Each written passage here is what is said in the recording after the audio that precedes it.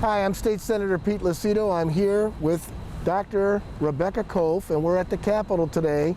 We had an opportunity to bring testimony to the Health Policy Committee in the House of Representatives.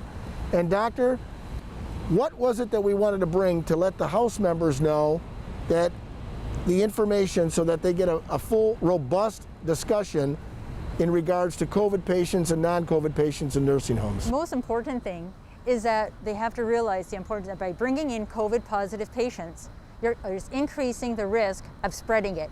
If you bring in just one new case of COVID into the nursing homes, that's considered an outbreak. So it's really important to stop it. So if I'm working at the home and I am taking care of COVID patients on one wing, but I also have a duty and responsibility as part of my work and my employment to go take care of the non-COVID, there's a higher risk of cross-contamination. Yes.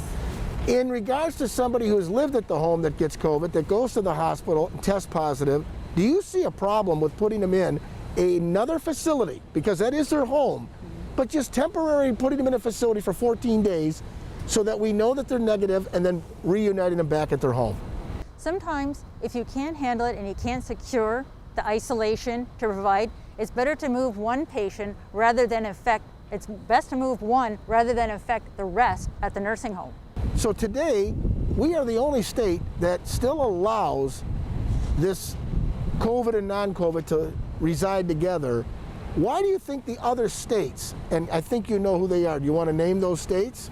Yes, California, Pennsylvania, New York, all of that changed their policy because they realized by putting these patients in, they're increasing the risk for the patients that were already there. So they stopped it. Is that a good practice to go ahead and separate them? Did they find that this was best practices regarding medical care and treatment of those most compromised immune systems, our seniors, our beloved seniors? Yes, they're at the highest risk. This disease, actually this virus, which is highly contagious, not going away, is almost the most severe for the elderly and causing death. What information have you seen the governor or her office through Dr. Caldoon submit to the state that you reviewed? Is there anything that says, no, it's a better practice to mix COVID with non-COVID?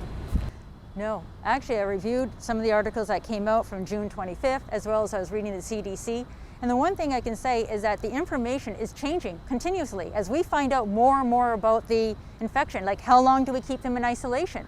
How long are they infective? All of this is very inconclusive because we as medical professionals really don't know.